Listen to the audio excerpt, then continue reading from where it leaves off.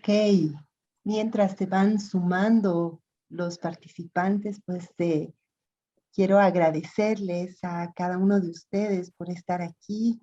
Para nosotros es un gusto, estamos muy emocionados por hacer este primer Knowledge Festival para Latinoamérica. Oxford ya lo hace en distintas veces al año, pero esta es la primera vez que estamos lanzando el capítulo en Latinoamérica y es para nosotros una gran oportunidad de poder hacer estos lazos entre continentes, entre organizaciones y entender cada uno de los contextos en los que nos movemos en nuestro mundo.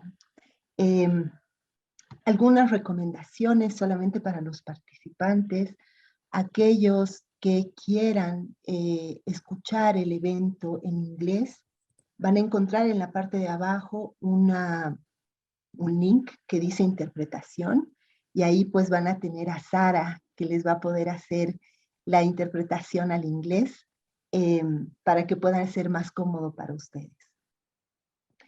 Pues bueno, quiero antes de dar la bienvenida a nuestros panelistas, antes de empezar con este evento que va a ser muy interesante, me gustaría muchísimo invitar a María Jesús Laguna. María Jesús Laguna es nuestra directora de operaciones global de Oxford y junto con Jenna pues nos van a dar algunos lineamientos, algunas informaciones sobre lo que es Oxford y claro que sí dar la bienvenida a este evento. Querida María, te paso la palabra. Muchas gracias, Jennifer.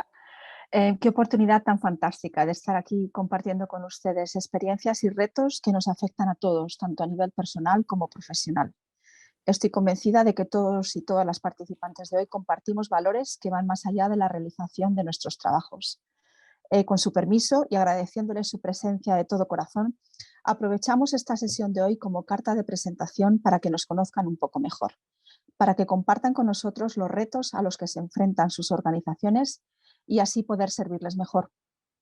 Estamos enfrentándonos a tiempos difíciles, donde la economía, la salud y la política están jugando unos papeles clave y en muchas ocasiones adversos.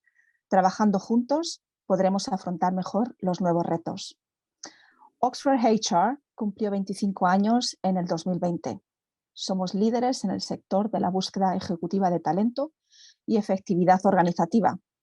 Si algo debemos estar orgullosos es de lo lejos que hemos llegado con la ayuda de un equipo fantástico y sin olvidarnos de unos clientes que han confiado en nosotros para hacer una y otra vez algo que en muchas ocasiones nadie más ha podido hacer.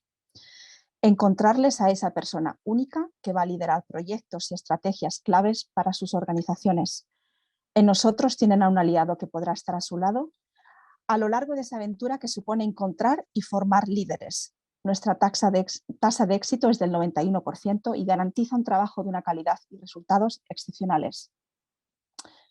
Tras haber abierto oficinas en Ámsterdam y Nairobi y más recientemente comenzado nuestro proyecto en Asia, nos encontramos ante otro reto muy especial, el hacernos conocer en América Latina.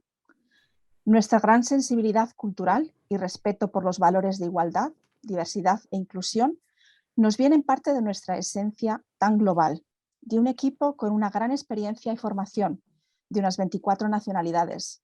Esto hace que Oxford HR esté bien posicionado para trabajar a nivel base. Creemos firmemente en el talento regional allí donde trabajamos. Nuestra misión es encontrarles a la mejor persona para liderar sus proyectos en cualquier país y ayudarles a que sus equipos estén formados adecuadamente para enfrentarse de manera exitosa a cualquier reto. Espero que disfruten de nuestro primer Knowledge Festival en América Latina, como ya les ha dicho Jennifer, y que nos volvamos a encontrar muy pronto. Muchas gracias. Y ahora doy paso a Jenna, nuestra Assessment Lead. Go ahead, Jenna. Hi, everybody. Thank you very much for the Muchas gracias a todos por la oportunidad. Solamente quiero presentar Oxford.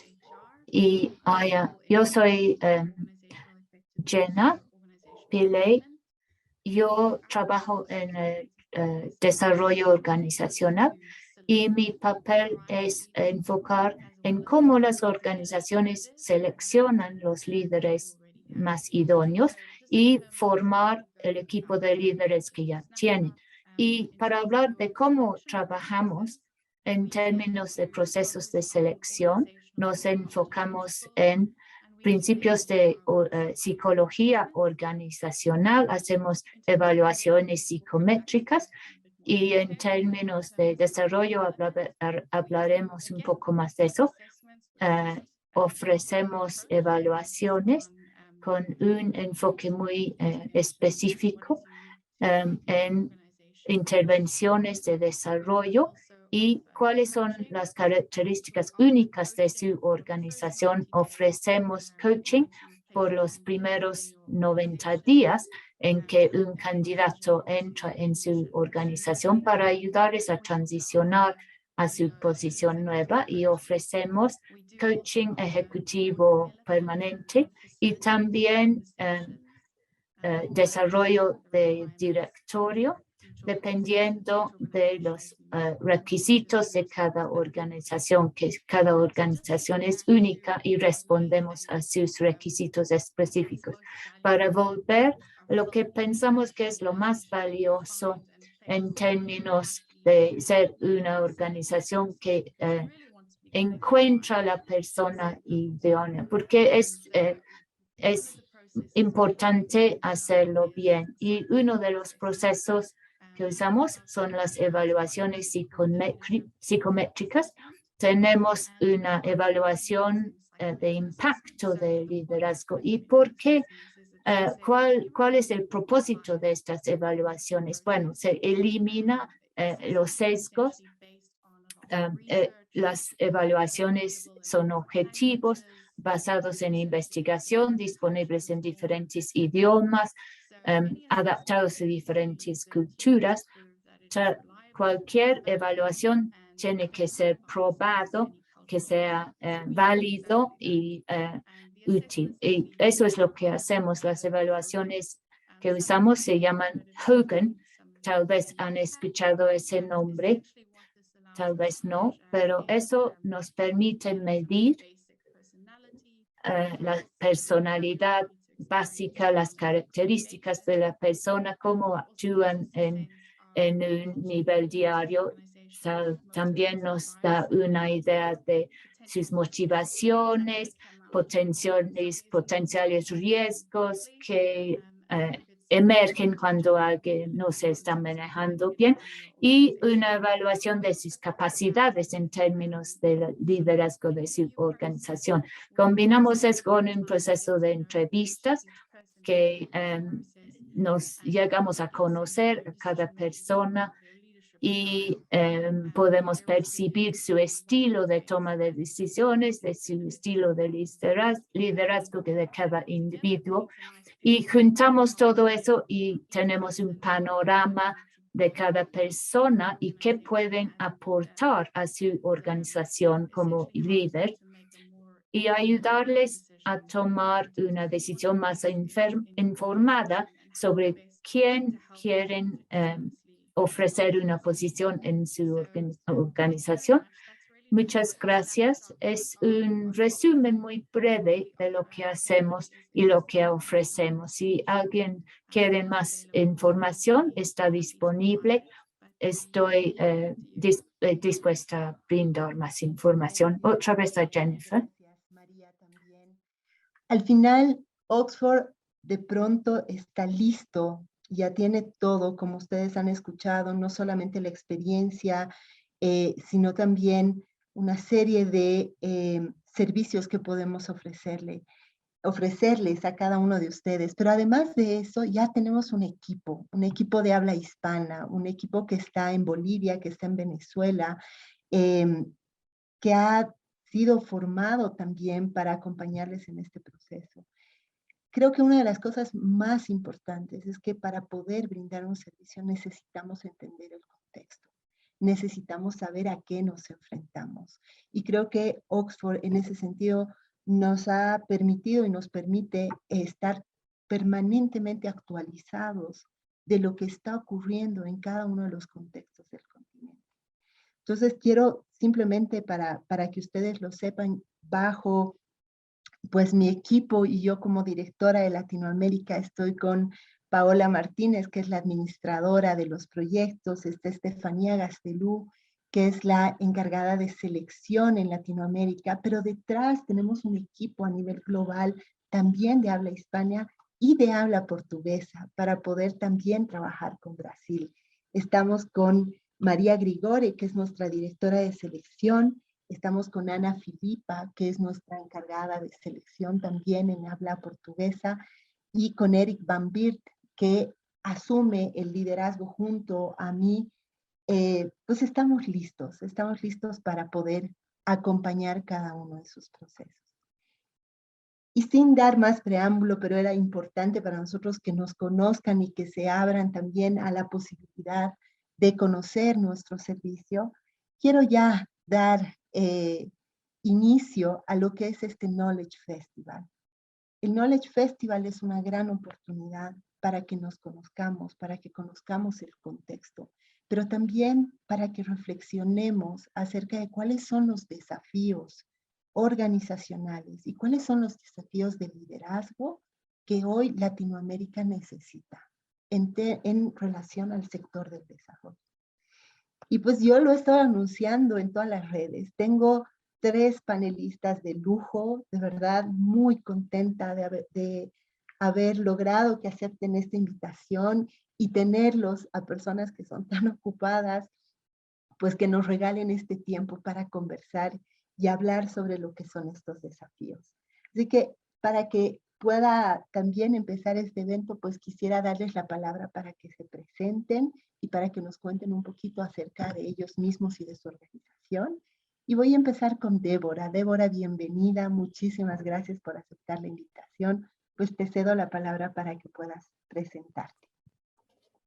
Bueno, primero, muchísimas gracias. Mucho gusto de estar acá con ustedes el día de hoy y por la invitación. Es un honor y compartir este panel con mis colegas. La verdad que es un gusto estar acá.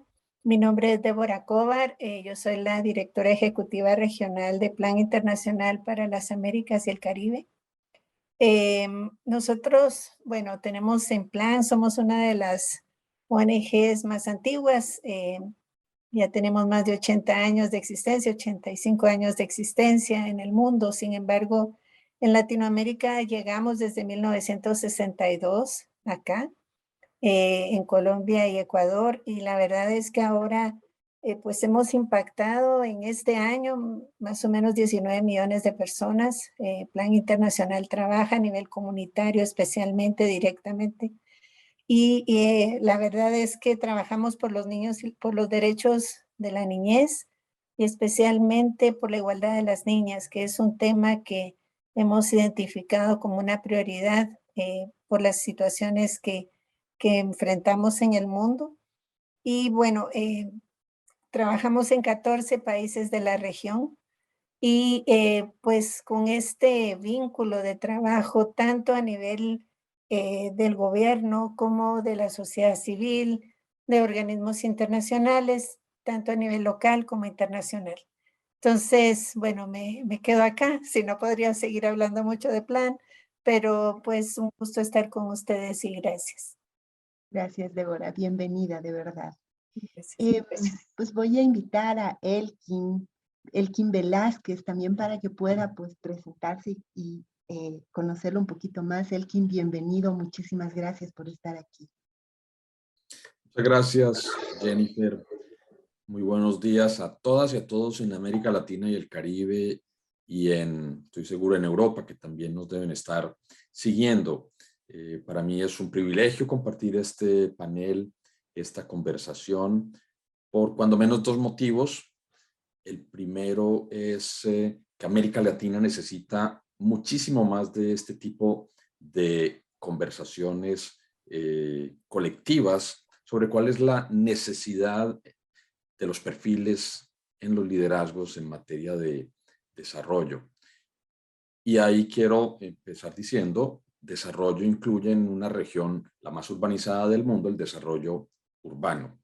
Yo soy Elkin Velázquez, representante regional de ONU Habitat para América Latina y el Caribe, y es la entidad que se dedica precisamente a los temas urbanos en el mundo. Estamos acompañando a 33 países de América Latina y el Caribe, a sus ciudades, a sus comunidades, pues a avanzar en estrategias y en políticas públicas relacionados con el desarrollo urbano sostenible. De alguna manera, dicho en forma vernacular latinoamericana, o al menos de mi tierra, es mirar el proceso de desarrollo desde el suelo, desde abajo, con las comunidades, con los líderes y las lideresas locales. A eso nos dedicamos en ONU Habitat y, por supuesto, es una mirada específica, muy particular, transversal, sobre los procesos de desarrollo urbano sostenible y en general sobre los procesos de desarrollo sostenible en América Latina y el Caribe, mirada por supuesto que no es única, sino que es complementaria a miradas más sectoriales, miradas más unidimensionales. La nuestra es una mirada integrada, territorial, por supuesto, y en nuestra agencia todo eso se traduce en una serie de principios básicos de trabajo, por supuesto en un plan estratégico que por lo demás se construye a partir de, y ahí voy a cerrar por ahora, las demandas específicas de los Estados miembros de Naciones Unidas con sus diferentes grupos de aliados, aliadas en cada uno de los países. Muchas gracias de nuevo a Oxford, Jennifer, a ti en particular por la amable invitación, que ya con este grupo tan excelso con el que estamos compartiendo la conversación vamos a disfrutar muchísimo y espero que sea muy útil. Te devuelvo la palabra, Jennifer. Muchas gracias, Elkin, y bienvenido de verdad a este evento. Querido Daniel, quiero darte la palabra para que puedas presentarte y para poder conocer un poquito más acerca de la organización y el puesto que ocupas. Bienvenido y muchas gracias por estar aquí. Gracias, Jennifer. Muchas gracias a Oxford HR también. Mi nombre es Daniel Oporto y soy el director de Water for People para América Latina. Trabajamos en 5 países de Centroamérica y de Sudamérica. En Centroamérica trabajamos en Honduras, Nicaragua y Guatemala, y en América del Sur en Perú y Bolivia. Tenemos cerca de 20 años en promedio trabajando en la región. El trabajo es principalmente, es rural. Trabajamos nuestro programa principal, el acceso y nivel de servicio en zonas rurales con cobertura total para siempre, con un mecanismo de sostenibilidad orientado con el ODS 6.1 y 6.2.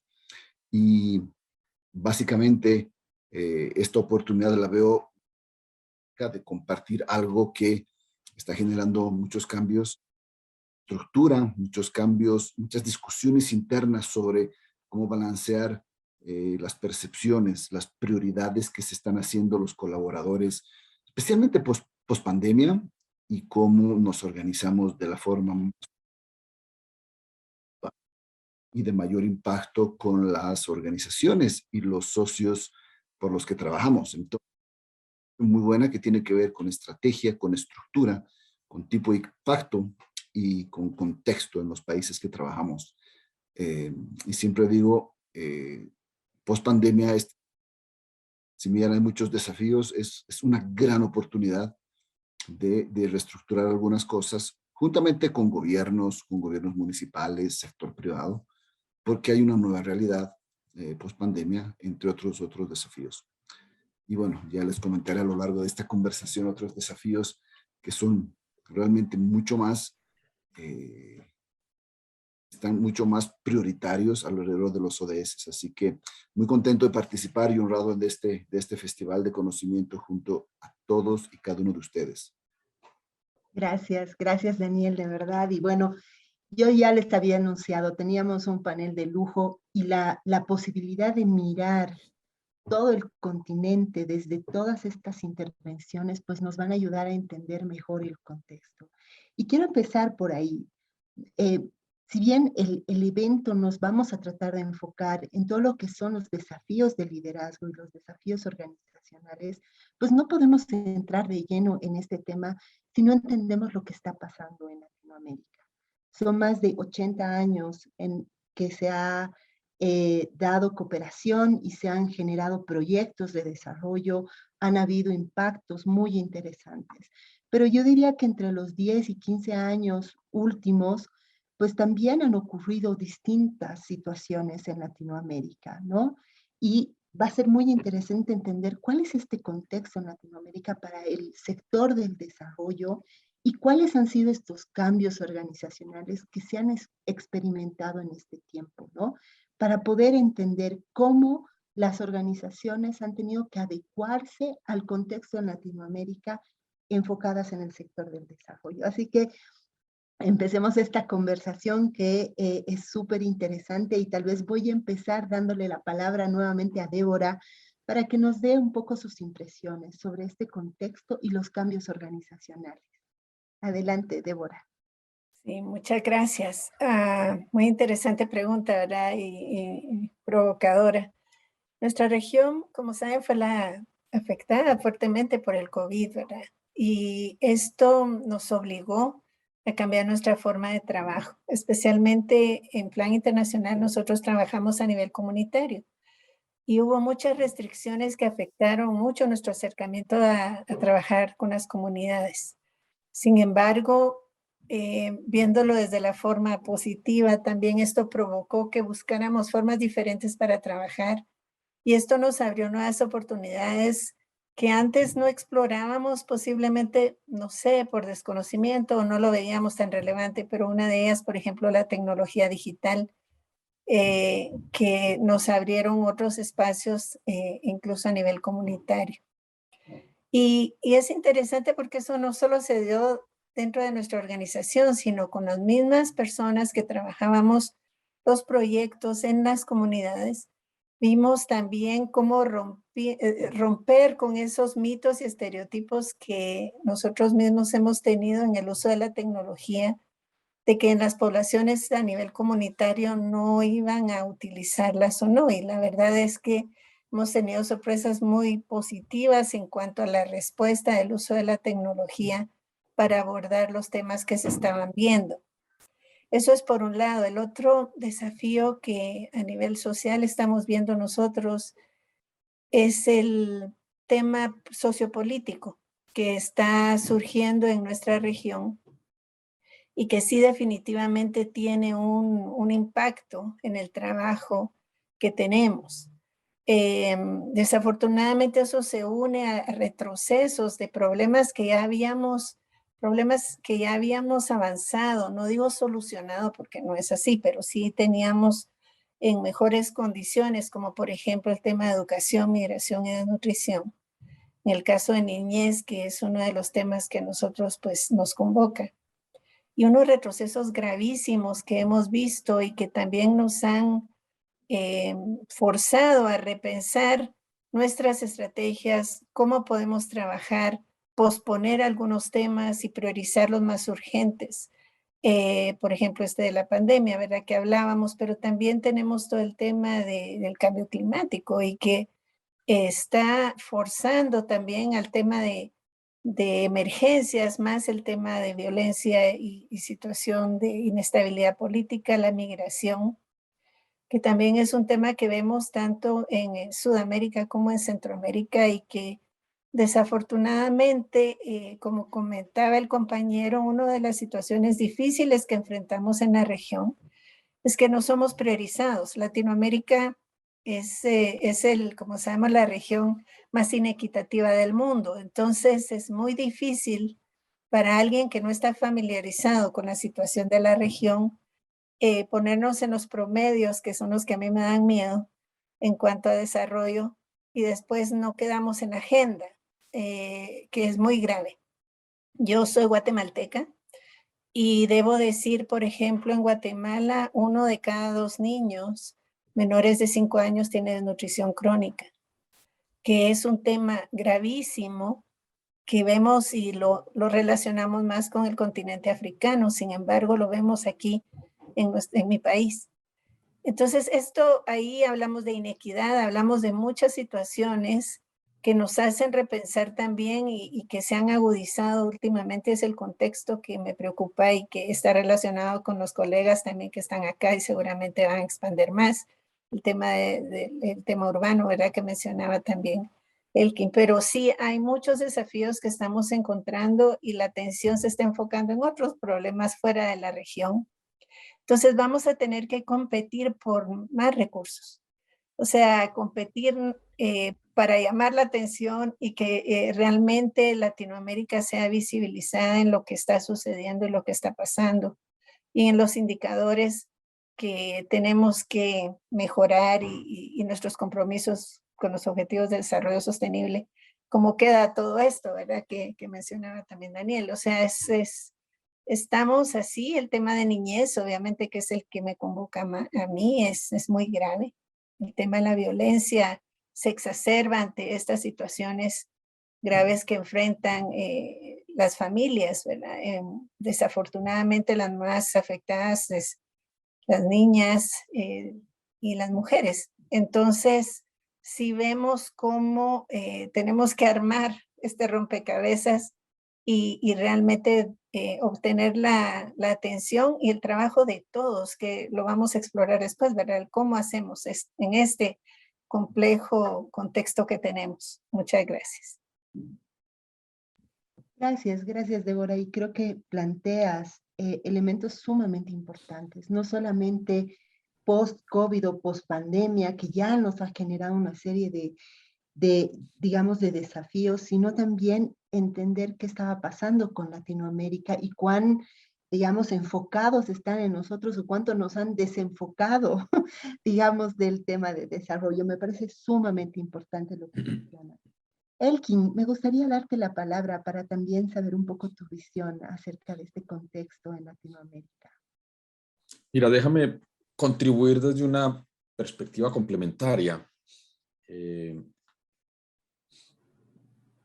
Cómo las organizaciones se adaptan al contexto en el cual van a trabajar, a servir, o en el cual están trabajando o sirviendo, se beneficia mucho de, por supuesto, hacerle seguimiento permanentemente al contexto y adaptarse en consecuencia. Estoy seguro que todas compartimos ese planteamiento, pero las organizaciones suelen ser un poco más rígidas para también tener digámoslo así, ser predecibles en el tiempo y no siempre se adaptan a esas circunstancias variables, cambiantes del contexto.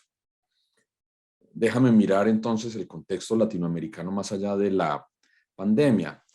La pandemia lo que hizo fue acelerar procesos que ya estaban en marcha, muchos de ellos indeseables. Por supuesto, pauperización, aumento de la desigualdad en los países, lo mencionó Débora, una gran cantidad de dificultades, exclusión, segregación socioespacial, etcétera. Si uno entra y mira a ese paciente que se llama América Latina y el Caribe y lo mira con detalles, entonces vale la pena decir que además es útil para los procesos siguientes de adaptación organizacional, que hay una serie de elementos clave que hay siempre que tener presente. Uno, estamos trabajando en países de renta media y los países de renta media tienen un comportamiento distinto a los países de renta baja. Casi que si aplicáramos las técnicas psicométricas que mencionaba, era tal vez Gina al inicio, a un país sería una herramienta muy importante.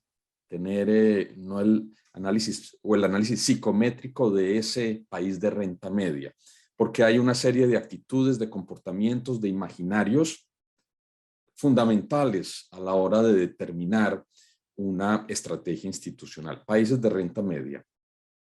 Tal vez un rasgo el más, y déjame, como esto es una conversación, como si estuviéramos en la sala de la casa tomando café, me recuerda mucho a mi hijo adolescente, que como no está, lo puedo mencionar, espero que no vaya a escucharlo más adelante, pero entonces en la adolescencia tú te encuentras en aquel momento donde tú quieres, reclamas, proyectas autonomía, pero al mismo tiempo tienes una gran cantidad de momentos de dependencia.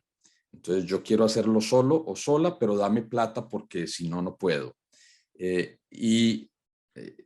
Cuando uno ve un país de renta media necesita la autonomía, la reclama, y eso determina una forma de conversación específica con la cooperación internacional, con los actores institucionales. Yo creo que todos aquí lo han experimentado, pero al mismo tiempo ocurre la circunstancia que mencionaba Débora, y es que por la categoría ya comienzan a salir de las listas, ya comienzan a ser, el término es graduados, y entonces no reciben los mismos niveles de ayuda oficial al desarrollo, asistencia oficial al desarrollo.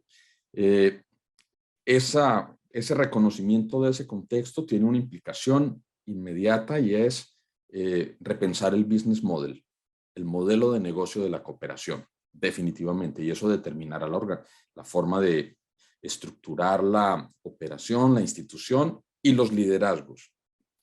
Mi segundo comentario, todavía sobre el paciente América Latina y el Caribe, países de renta media, es que de acuerdo a varios analistas, entidades, nosotros entre ellos, que hemos abordado la cuestión, digamos, hay una situación que se llama situación de Development in Transition, desarrollo en transición, países con procesos de desarrollo en transición, países emergentes los llaman algunos, países de renta media sin clase media los llaman otros. Pero todas esas denominaciones tienen tres características clave que son muy importantes para lo que estamos discutiendo.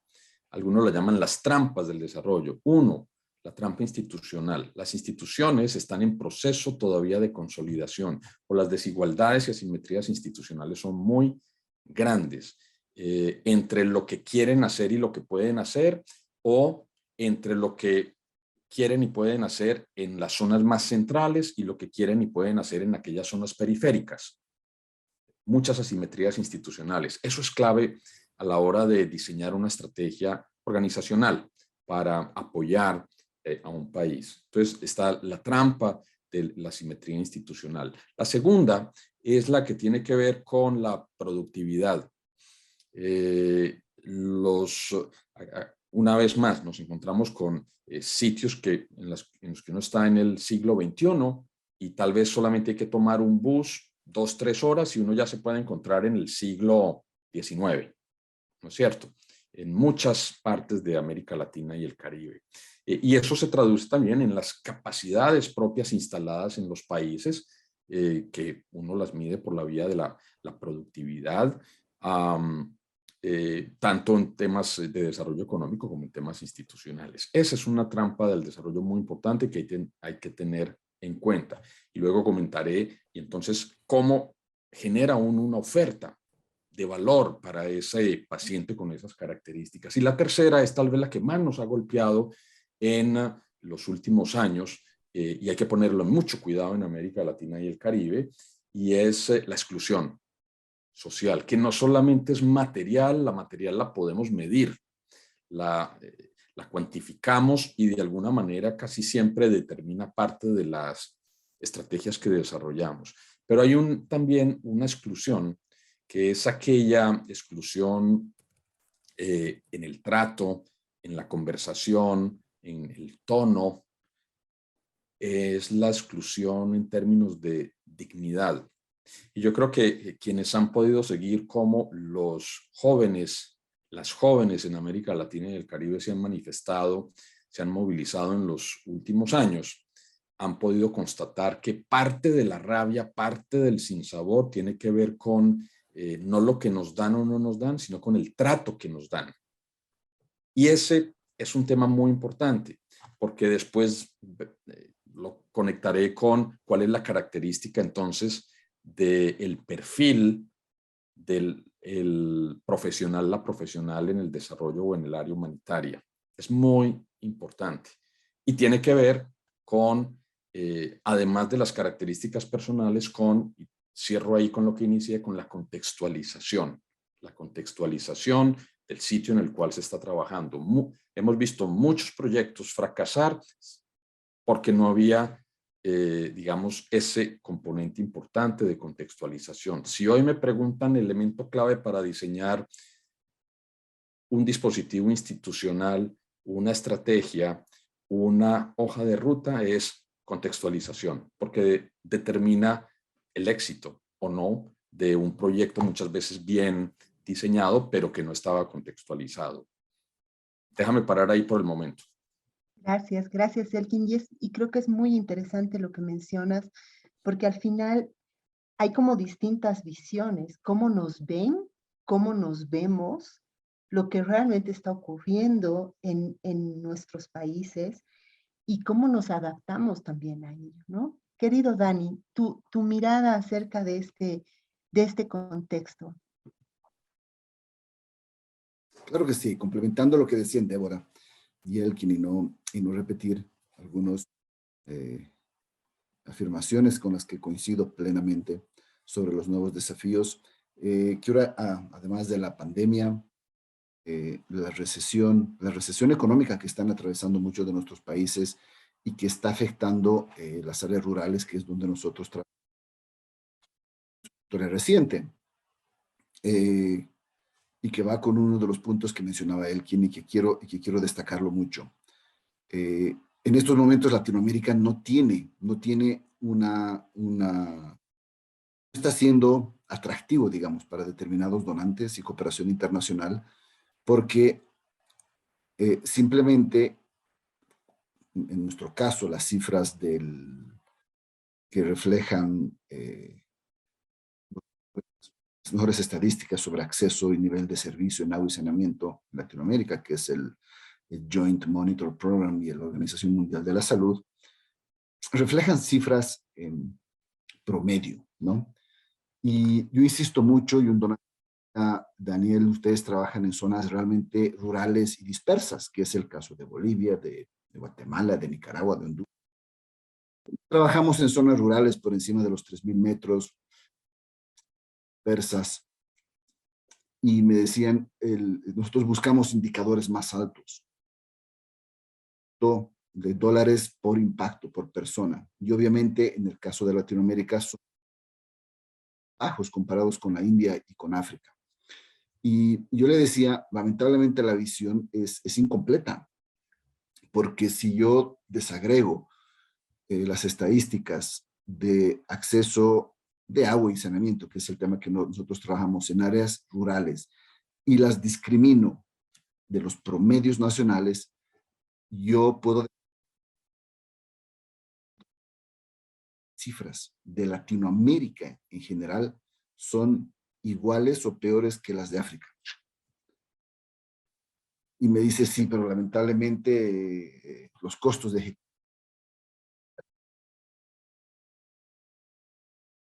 Los latinoamericanos tenemos problemas más políticos que hacen que no se resuelvan problemas de pobreza, lo cual es verdad. No voy a debatir mucho ese tema, pero es verdad. Entonces, ¿qué es lo que hay que hacer con el siguiente punto que quiero reforzar? Los ODS fueron creados en septiembre del 2015. Estamos para ser cumplidos en el 2030. Estamos a la mitad del camino, amigos, y todos los que nos escuchan. Tenemos cerca de 7 años más objetivos, metas cuantitativos en todos los ODS que trabajan todas las organizaciones del desarrollo, pero los estados, los gobiernos también, el sector privado y la sociedad civil. Y quiero decirles que como ONGs hay que hacer una autocrítica en que a veces, de la manera mejor intencionada, nos cargamos toda la mochila de las metas del ODS y es un esfuerzo con gobiernos, estados, sociedad civil y sector privado, entre otros, y tenemos que hacer un mejor esfuerzo para repartir las cargas de esa mochila en todos esos actores. Porque hasta ahora veo, por ejemplo, en el sector agua y saneamiento, el sentido de urgencia que uno desearía escuchar en toda América Latina, sobre cualquier ODS, es todavía un esfuerzo A 7 años de lanzamiento todavía es un esfuerzo de seguir educando y explicando, siendo que ya deberíamos estar contando el impacto real, qué es lo que necesita la gente por la cual nosotros trabajamos en áreas urbanas. Entonces, 2 cosas hasta aquí.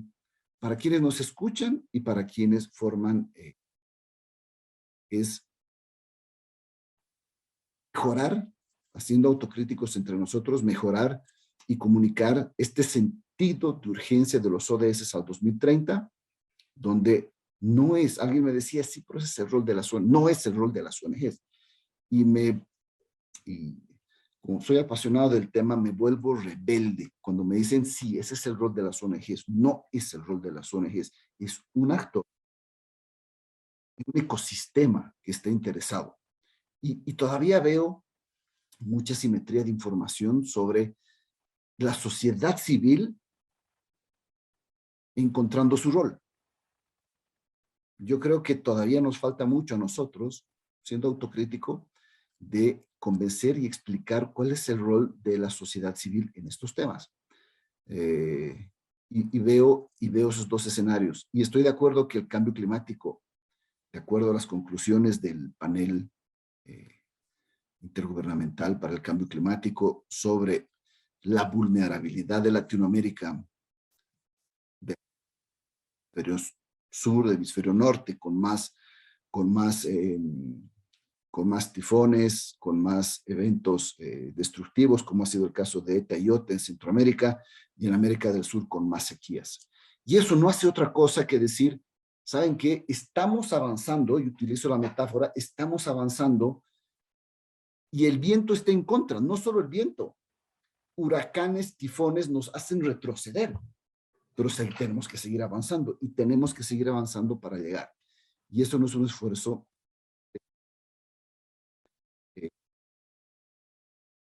sobre todo la sostenibilidad de políticas. El sector privado, que tengo que decir por mi trabajo en agua y saneamiento, ha empezado a comprender la necesidad de alinear en este tema. Lo reconozco positivamente, pero la sociedad civil, acción que me gustaría ver sobre este tema, como otros desafíos estructurales en Latinoamérica.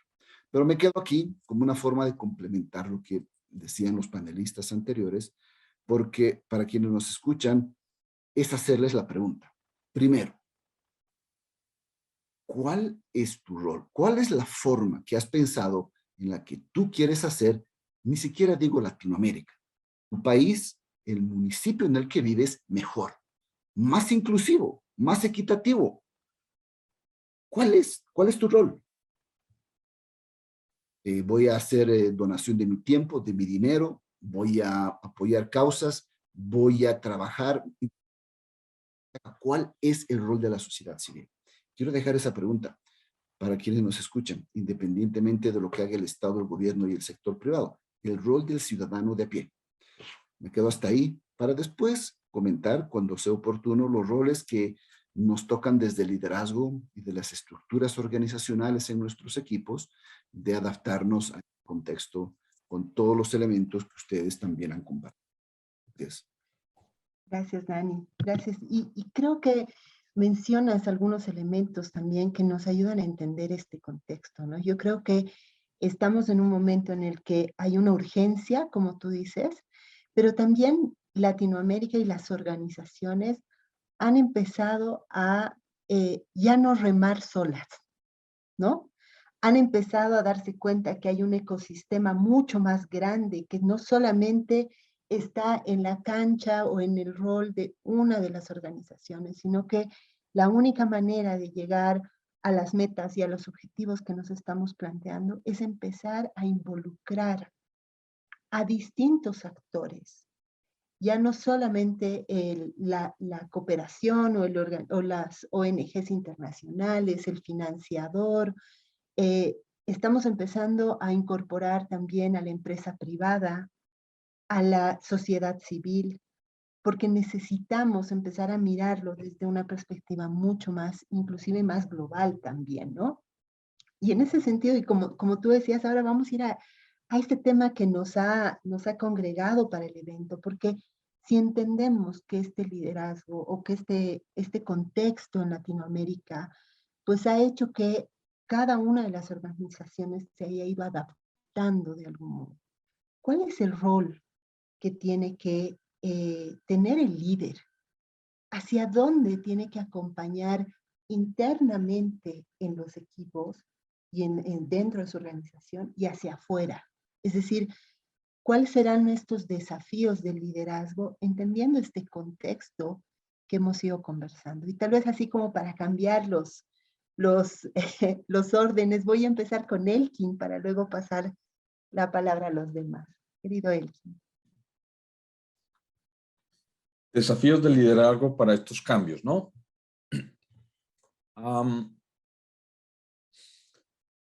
Quiero decirles que estuve mirando detenidamente experiencias nuestras en términos de los liderazgos en los últimos años en nuestros proyectos de desarrollo. Y agradezco, por supuesto, que esta oportunidad me ha permitido hacer un poco de análisis retrospectivo sobre lo que han sido esos liderazgos nuestros en la región.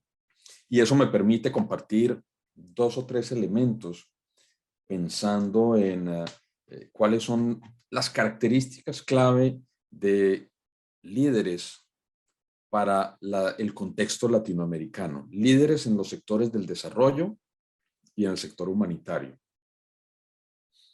El primero y tal vez el más importante es, no es el del conocimiento, no es la persona que más sepa de un tema o que más haya escrito, no, es la persona que tenga una mayor capacidad de adaptabilidad. Nuestras circunstancias son permanentemente cambiantes, no solamente en el contexto macro de la región, ya creo que Daniel y Débora hacían referencia al contexto sociopolítico, que determina una parte muy importante de los cambios, pero las dinámicas en los territorios, en las ciudades, en el campo, también cambian muchísimo, y no solamente la circunstancia política. Un proyecto de desarrollo nuestro, hablemos de un proyecto típico de 24, 38, 48 meses, pasa por una gran cantidad de cambios.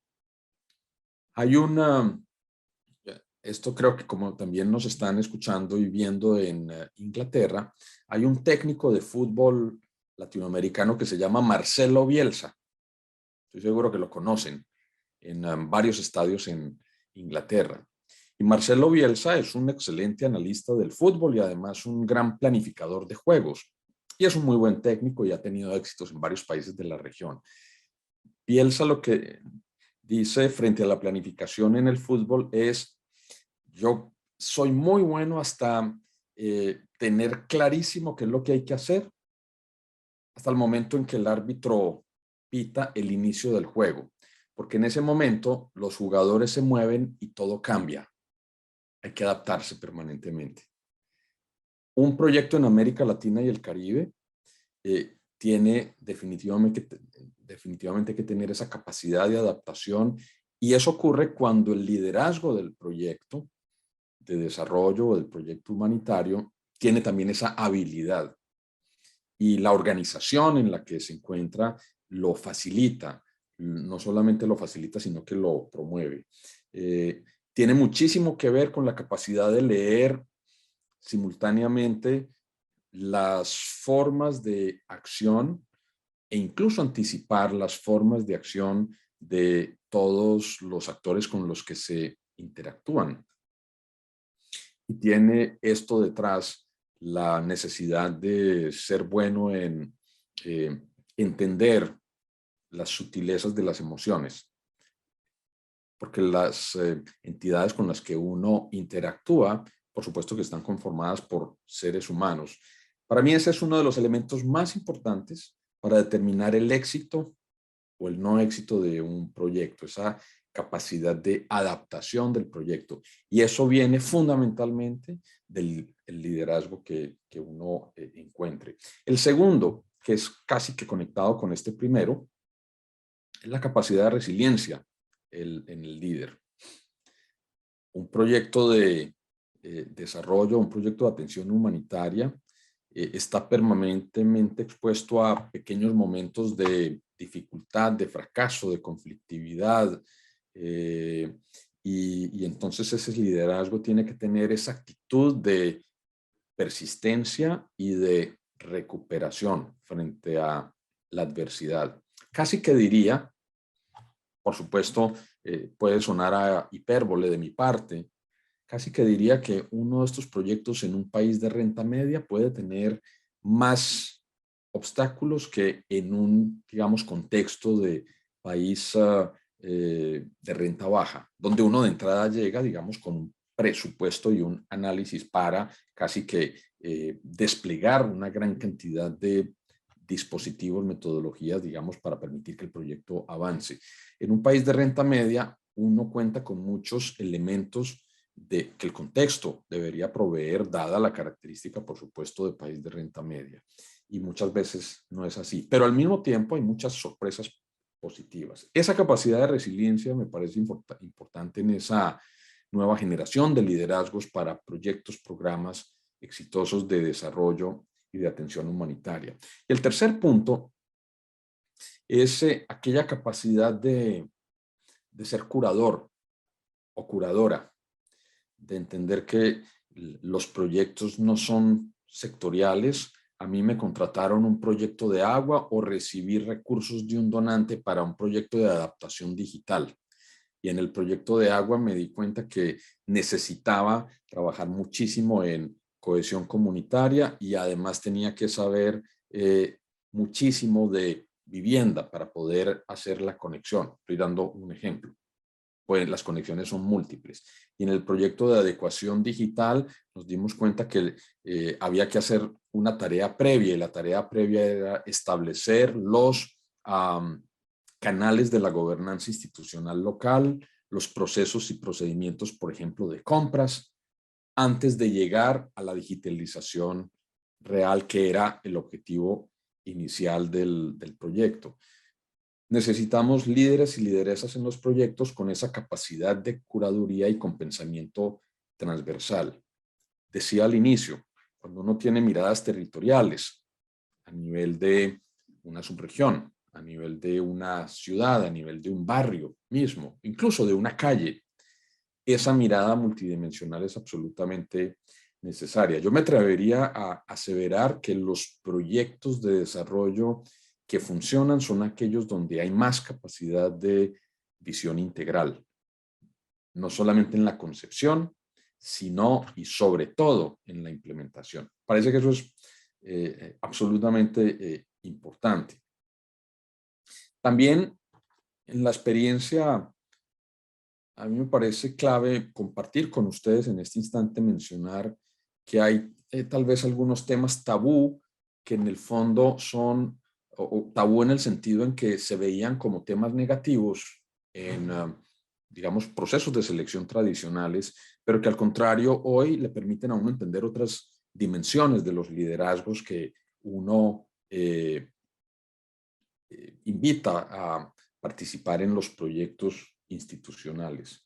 Uno es que no haya una aversión al error. En concreto, líderes que han cometido errores son aquellos que suelen ser mejores. No saben tomar riesgos, no le tienen miedo a la innovación, tienen la capacidad de autocrítica para decir me equivoqué y corregí, pero eso necesita ambientes apropiados que no penalizan el error. Porque también los sistemas de incentivos en muchas instituciones de alguna manera cohíben esa forma, digámoslo así, inteligente de manejar los errores para corregir. Ese creo que es. Recuerdo que hay un país, Francia, presidente Macron en su primer periodo, al inicio tal vez, estableció en la administración pública una iniciativa, tal vez una directiva incluso, que en Francia puede ser muy poderosa, sobre el derecho al error en la administración pública. Y de nuevo, no quiere decir tolerar digamos, el performance deficiente, sino al contrario, entender el contexto en el cual ocurre algo que no ha debido ocurrir y sobre todo corregirlo y establecer a partir de ahí aprendizajes para que se avance. Yo creo que ese es un tema importante. El segundo es el de la experimentación. Es muy importante contar con líderes, lideresas que en ambientes mucho más fluidos, con estructuras institucionales menos tradicionales, verticales, tienen la capacidad de tomar iniciativa y de experimentar. Por supuesto, con riesgos calculados, pero es muy importante. Y eso es lo que debería una organización en desarrollo promover.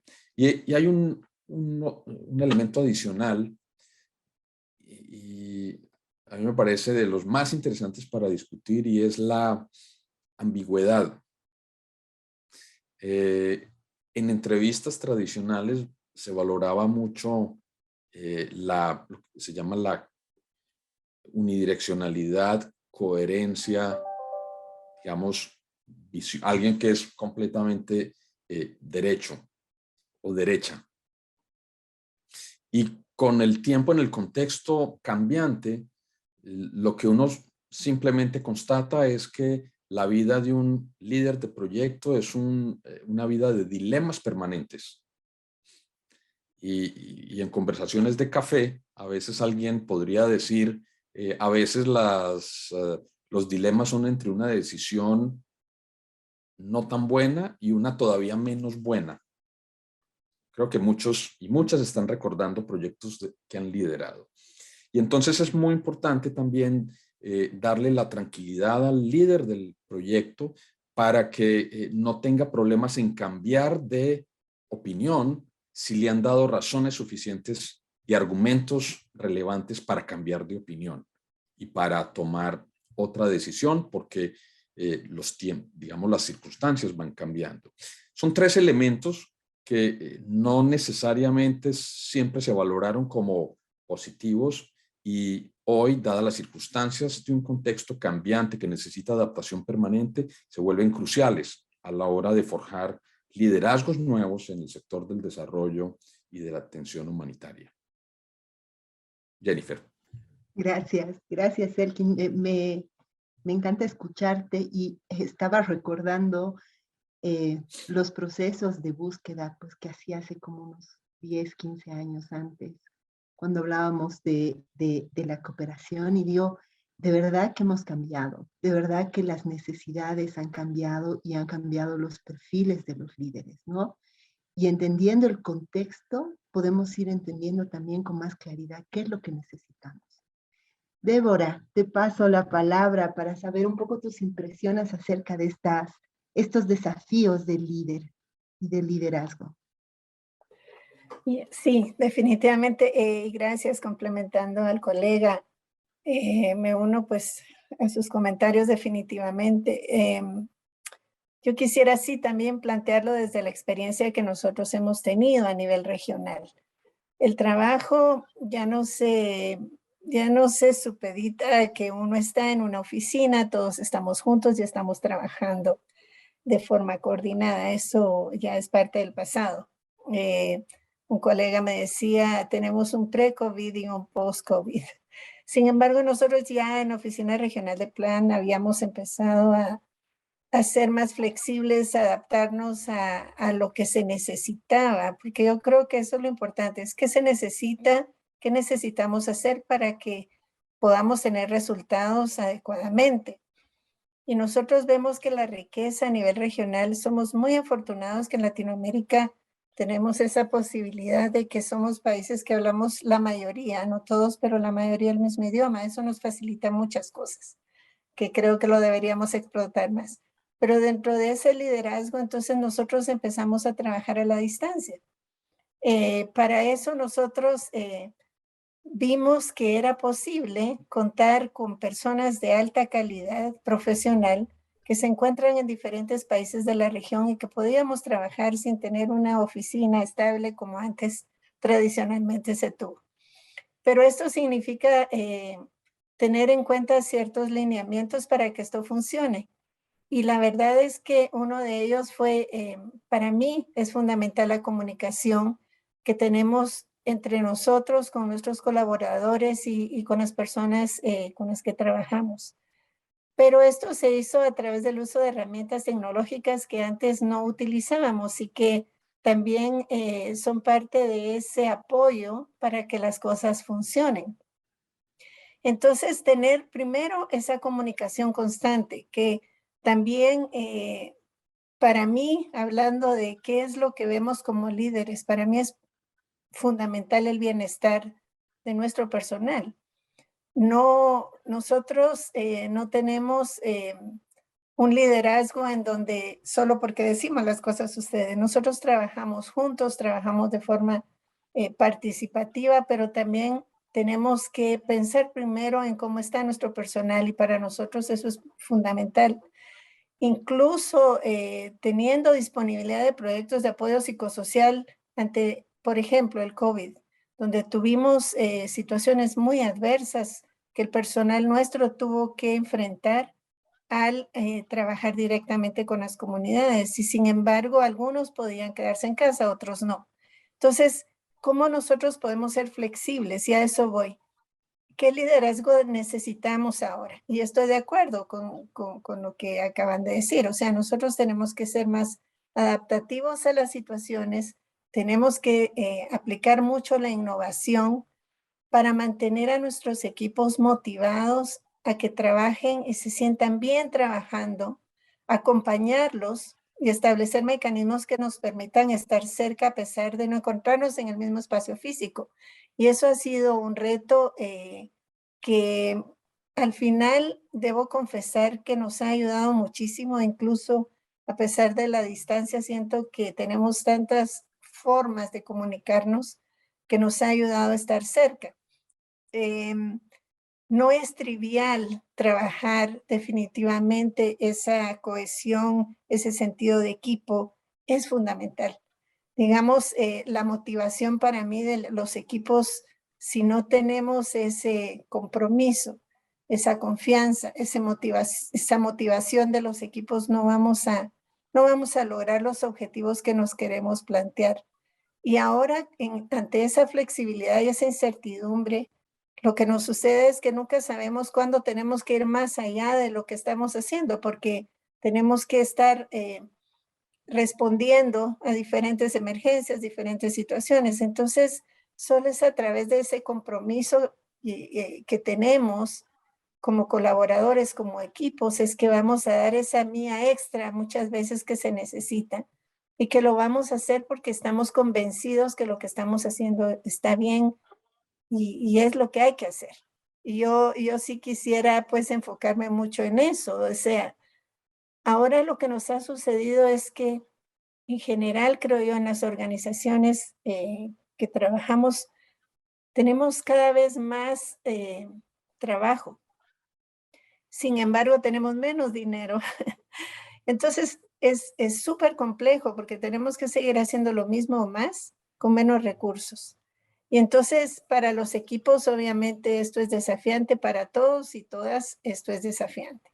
Pero nuestro trabajo creo que al tener esa inspiración, ese liderazgo que motiva, que inspira, esto mueve montañas. Y yo sí estoy convencida de esto. Hemos hecho, incluso en estos momentos cuando hubo tantas dificultades por nuestro trabajo, por las limitaciones que han habido, hicimos un survey para ver el clima y la verdad es que también eso es importante, cómo nosotros como líderes escuchamos a nuestros y nuestras colaboradoras para medir cómo vamos, qué necesitamos ajustar y ser honestos y aceptar, como decía el colega, también errores. O sea, bueno, pasa esto, reflexionemos, redireccionemos. Tenemos ese liderazgo adaptativo que se llama, ¿verdad? Que es lo que se habla ahora, porque esos son los desafíos que tenemos. Ya no estamos trabajando en las mismas condiciones, en los mismos espacios. Tenemos que modificar nuestras estrategias. Incluso es importante, eso sí, tener dirección. yo sí pienso que media vez tenemos claro hacia dónde vamos, entonces todas las demás cosas van a ir cayendo en su peso. Por razones de tiempo, pues yo me quedo por acá y le cedo la palabra. Muchas gracias, Jennifer. Gracias, Débora. Ahora sí voy a pasar la palabra entonces a Daniel para escuchar un poco esta su mirada de los desafíos del líder en el contexto que hemos hablado. Jennifer, ¿me escuchan bien? Sí, ok. Igual, construyendo, compartía Elkin y Débora. Quiero decirles que veo desafíos similares. No los voy a repetir, pero los desafíos que ustedes mencionan los identificamos de la misma forma y magnitud. Hay algo que sí creo que cuando me preguntan y cuando uno lee las noticias del mundo sobre el trabajo remoto, el trabajo virtual, el trabajo en oficina, y cómo esto afecta al sector del desarrollo, a las ONGs, a las organizaciones que trabajamos en el desarrollo, yo creo que la respuesta no es única. No es única porque depende del tipo de modelo de negocio y del tipo de actividad que hacemos. Nosotros somos Water for People en los 5 países donde trabajamos. Somos una organización que ejecuta proyectos de agua y saneamiento. Somos una organización que anualmente tenemos metas de sistemas de agua con cofinanciamiento de los municipios para alcanzar el 100% de la cobertura en cada municipio. Entonces, es un trabajo que definitivamente no se lo puede hacer virtual. No puedes instalar tubos, tuberías, construir tanques de almacenamiento de agua, líneas de conducción virtualmente. Eso no existe, ¿cierto? No existe. Pero algo hay que adaptar, hay que reconocerlo, hay que tener honestidad y liderazgo adaptativo, como decía Débora, para entender, a ver, cuál es el contexto. Programas de país que hacen un trabajo en campo, equipos regionales que hacemos un trabajo de soporte en todas las áreas funcionales y un trabajo global que hace un trabajo de fundraising, etcétera, tiene que encontrar esos momentos para esas conversaciones que yo las digo es el momento de la verdad. Tenemos que tener esas conversaciones porque tenemos que responder a unas expectativas que hay que balancear 3 cosas, y yo lo digo a todos mis equipos. Uno es entender el contexto, inclusive etario, ¿no? Tenemos jóvenes que no quieren volver a trabajar, pero tenemos jóvenes que sí, tenemos jóvenes que comprenden que hay que seguir trabajando en campo. Muchos ingenieros trabajando en Water for People. Entender las características del puesto y cómo cambia esa descripción de puesto. Pero la otra conversación, que a veces es más dura llevarla y es el elefante dentro de una habitación, es productividad. El mundo ha cambiado, queremos adaptarnos, pero colegas, internamente tenemos que conversar también de forma balanceada sobre la productividad. Porque lo que no vamos a hacer y no lo vamos a hacer nunca es poner una cámara encima del cuello de cada trabajador cuando deciden trabajar en casa. Eso no lo vamos a hacer, ¿no? Entonces, hay que mejorar los niveles de conversación, de confianza, pero hay que tener conversaciones muy directas y asertivas sobre la productividad de nuestros equipos en estos tiempos. Si antes no teníamos la discusión de la productividad de nuestros equipos de forma directa, era porque estábamos en la misma habitación. Y quiero decir algo más. En todo este tema, veo todavía alguna inflexibilidad de volver o no volver y de cómo adaptarse en los profesionales más jóvenes. Y lo digo de la forma más asertiva. Los profesionales más jóvenes necesitan coaching, necesitan mentoring, necesitan contacto para poder construir una carrera. Eso no se lo puede hacer virtualmente, porque son momentos hasta informales en una oficina, el poder conversar, reunirnos 10 minutos, y yo les decía de colaboradores jóvenes que la habilidad que uno tiene que empezar a desarrollar, que se va a hacer confiable, pase lo que pase en el mundo, es la siguiente competencia. Orientación a resultados con nula o poca supervisión. Esa es la competencia clave, especialmente para profesionales jóvenes. Quien tenga esa habilidad y esa competencia, no le va a faltar trabajo. Y si complementa sus habilidades con gerencia de proyectos un poco más ágiles, tampoco. Y en las entrevistas de trabajo que uno realiza, muchas veces uno espera escuchar esas cosas de forma directa. Sí, tengo la habilidad, no tengo la habilidad, necesito trabajar en una orientación a la productividad, a los resultados, con poca o nula supervisión. Y estamos ayudando. La organización tiene una responsabilidad sobre eso, obviamente. Tenemos una corresponsabilidad y estamos trabajando sobre eso. Estamos trabajando sobre eso porque creo que también el tema de la sobrecarga de trabajo ha sido un tema durante pandemia y es un reclamo justo, especialmente para nuestras colegas mujeres con niños pequeños que trabajan y que han tenido que hacer de maestras, colaboradoras, apoyar al hogar en tiempos de pandemia, que ha sido desigual. Y esa conversación hay que reconocerla y mejorar ese ambiente de trabajo para ellas también, que no ha sido fácil. Entonces, ha llegado el momento de la verdad en muchas conversaciones y esto tiene para rato. Y conversaciones sobre todo más humanas del contexto y de entender a nuestros equipos de la manera más genuina. Y yo creo que con un poco de equidad, justicia, entender las diversidades de los contextos, que antes no los teníamos enfrente porque simplemente eran invisibles porque todos veníamos a la oficina y los contextos familiares no eran visibles. Ahora sí, son parte de esta realidad. Y hay que co-construir ese nuevo ambiente de trabajo con inclusión, con equidad, con justicia, con dedicación del tiempo. Amigos, todos, en todos los niveles de la organización, las personas están planteándose la repriorización de estoy definiendo mis prioridades de familia, de trabajo, de carrera. Y hay que entenderlo en toda su dimensión como organización y entrar en diálogos creativos de cómo vamos a crear la estructura de las organizaciones. La creación de estructuras organizacionales es motivo de planeación estratégica. ¿Qué estructura organizacional vamos a tener como organización en el futuro para poder cumplir nuestra misión? Solamente compartir eso. Y un tema más. Obviamente, nosotros trabajamos para terminar en War for People, trabajo con superviso gente en nuestra oficina en Denver, superviso gente, equipos, colaboradores en Centroamérica y en Sudamérica. Ustedes conocerlo, no se dan cuenta y seguro que lo van a entender, la cantidad de temas culturales que hay en eso, que antes eran invisibles, ¿no? Porque no podemos hablar de una sola Latinoamérica, el contexto centroamericano es muy distinto al sudamericano y a los equipos, y al equipo que tengo en nuestra oficina matriz.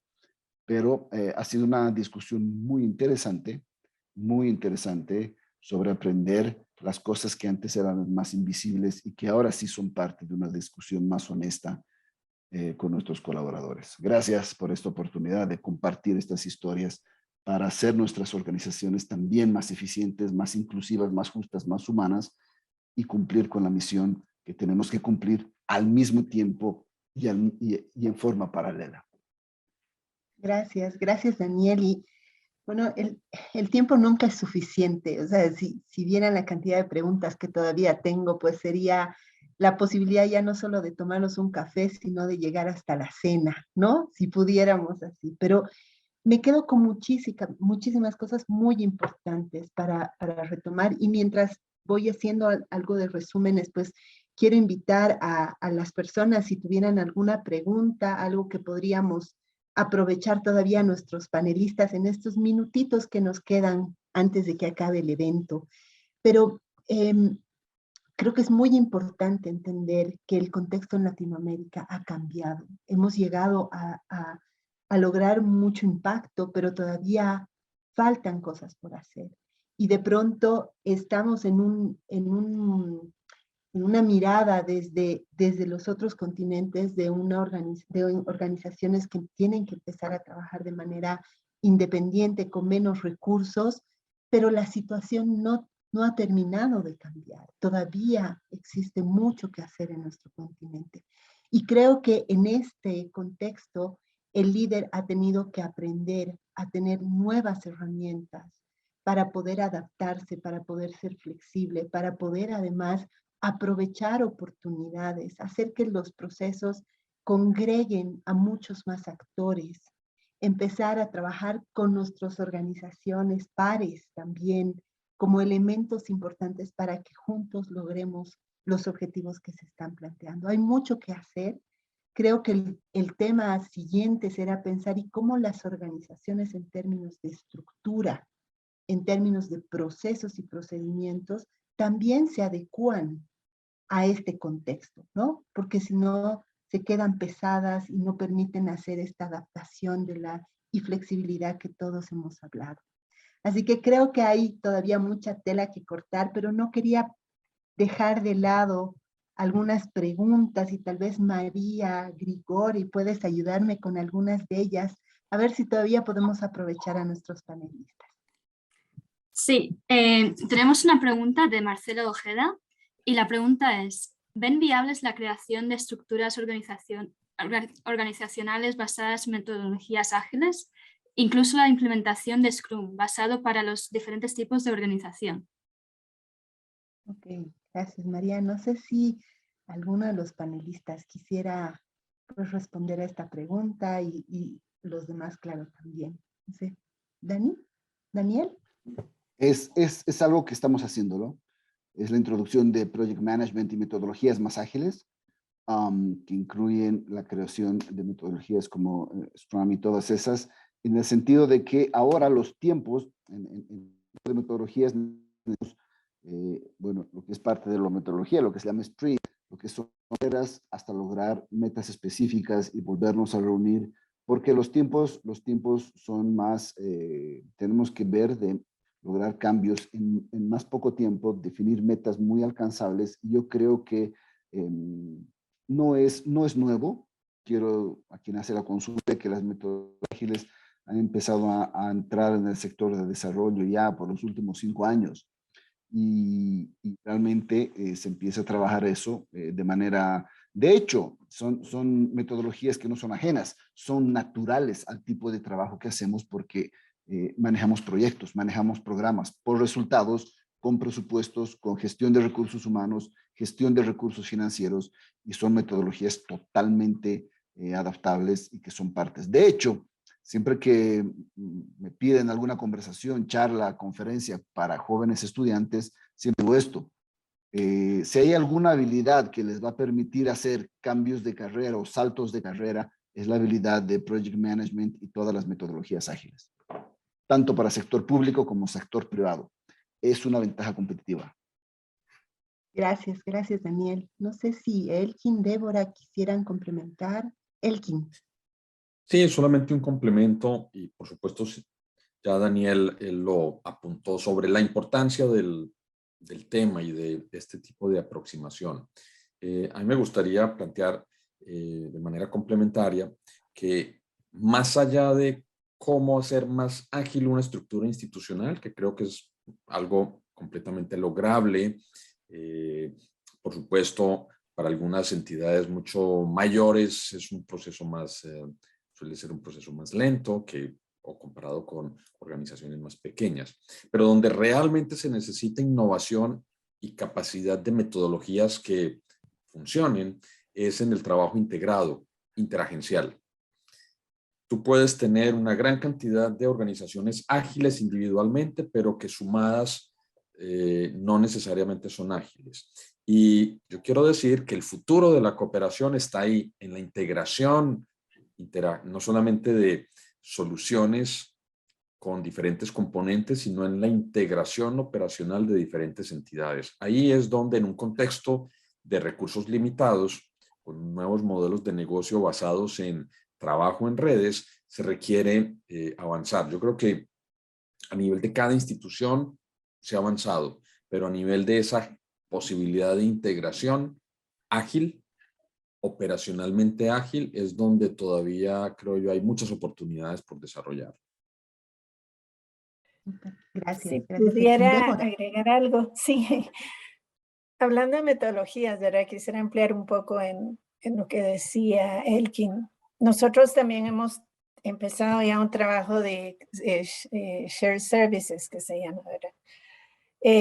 Que es un poco más amplio, hablando de cómo trabajamos a nivel regional entre países. Hay muy buenas prácticas y no es, porque a veces se habla por reducir costos, pero hemos visto que es para ser más eficientes. Digamos, tenemos buenas prácticas entre países que por la razón de que hemos trabajado a veces en silos no conocemos. Y podemos sacar tanta ventaja de eso, conociendo de buenas prácticas entre nosotros mismos, entre las mismas organizaciones, especialmente si ya son muy grandes. Desafortunadamente eso se pierde y es una tristeza, la verdad, porque son cosas muy, muy, muy potentes y muy buenas.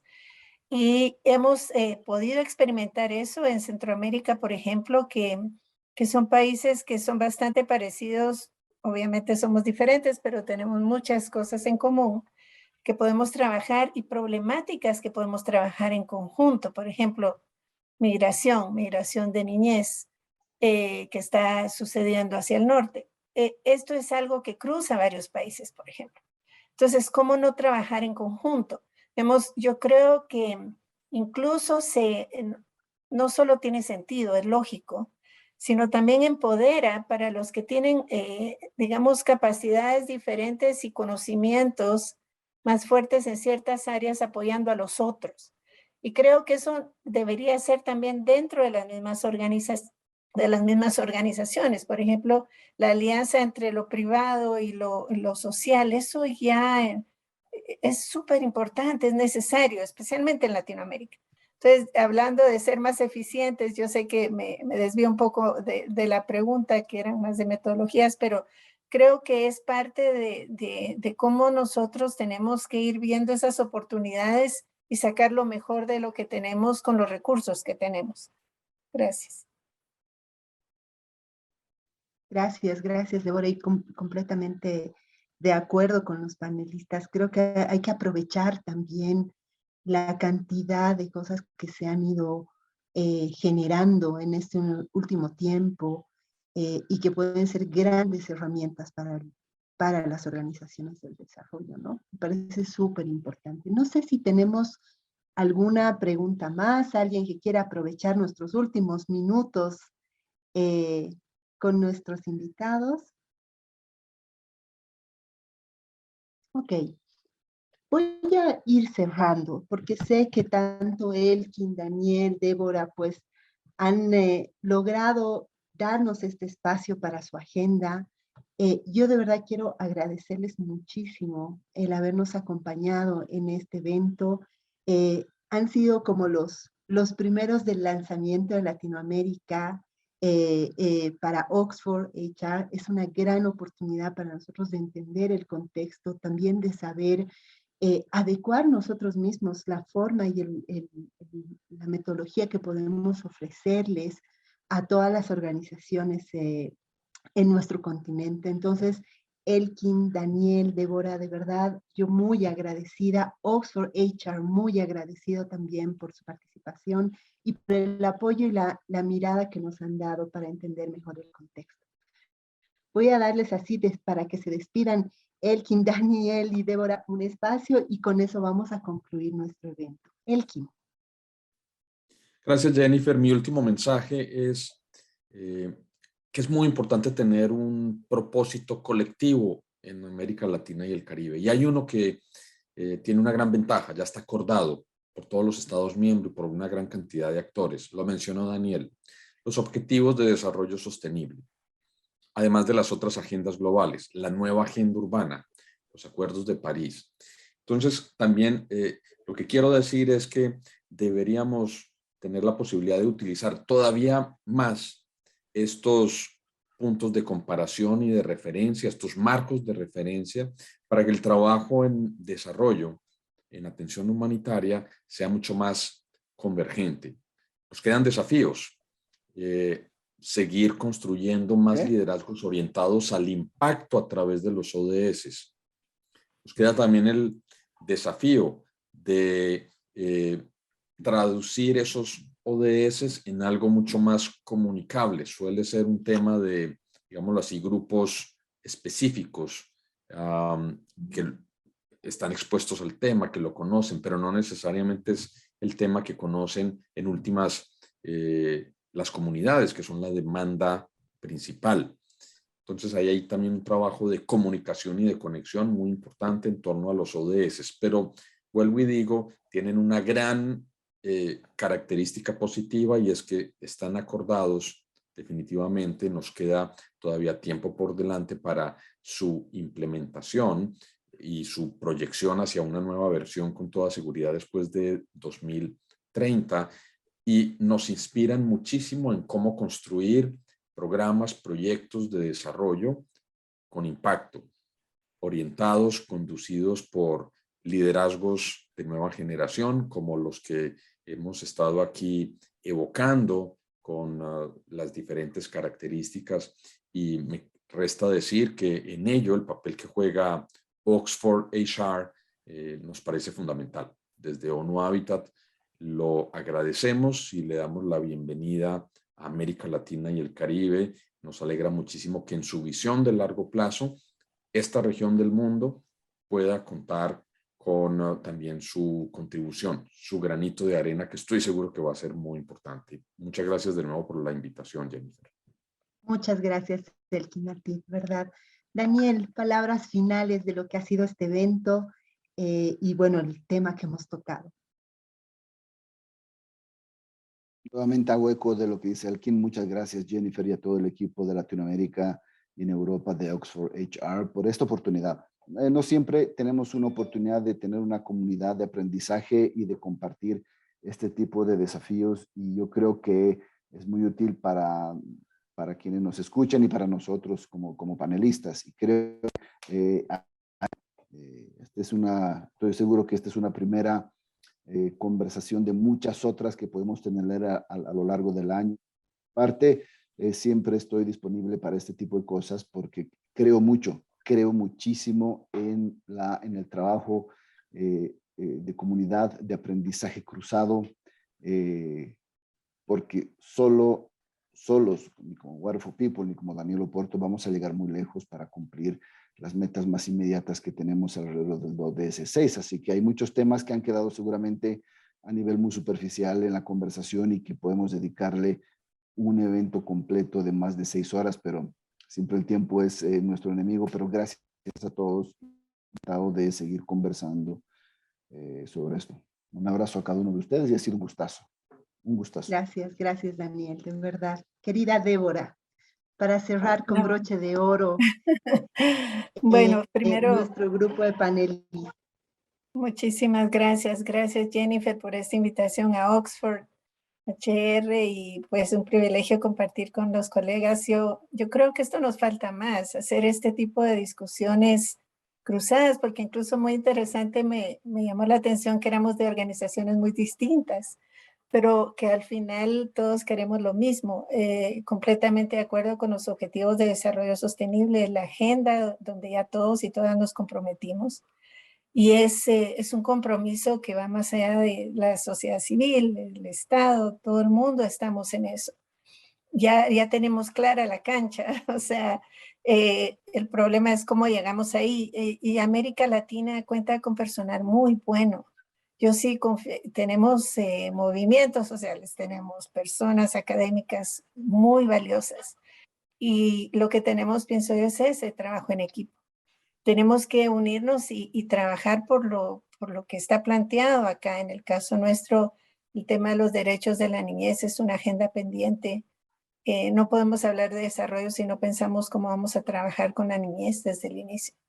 Si tenemos una niñez que está siendo víctima de maltrato, violencia, abuso, ¿cómo vamos a hablar de desarrollo? ¿Cómo vamos a pensar en el futuro si no pensamos desde ya, desde el inicio? Entonces, todos tenemos mucho que aportar acá, ¿verdad? Hay cosas urgentes y hay cosas necesarias. Agradezco a la audiencia que está con nosotros acompañándonos y les invito a que nos ayuden a mover estas agendas, porque solitos no vamos a poder, o sea, tenemos que incidir, tenemos que influir, tenemos que convencer y usar las herramientas adecuadas para convencer a los y las lideresas que están en la región para que esto sea posible. Así que muchísimas gracias, gracias por esta discusión y por este espacio. Y bueno, les deseo el mejor de los éxitos y en Latinoamérica y gracias por estar acá. Gracias. Gracias Débora, Elkin, Daniel, de verdad ha sido un honor tenerlos como panelistas. Este es el primer Knowledge Festival de varios que queremos hacer a lo largo del año, pero hemos empezado con pie derecho, así que yo estoy súper contenta. Gracias también a cada una de las personas que han participado. El video va a estar grabado, lo vamos a colocar en nuestras redes, va a tener acceso en español y en inglés, porque son temas que nos competen a todos y que todos queremos garantizar, pues, seguramente un mundo mejor, la posibilidad de llegar a hacer impacto en cada una de nuestras secciones. Muchísimas gracias. Que les vaya muy bien. Luego, gracias. Gracias, buen día. Adiós. Buenos días.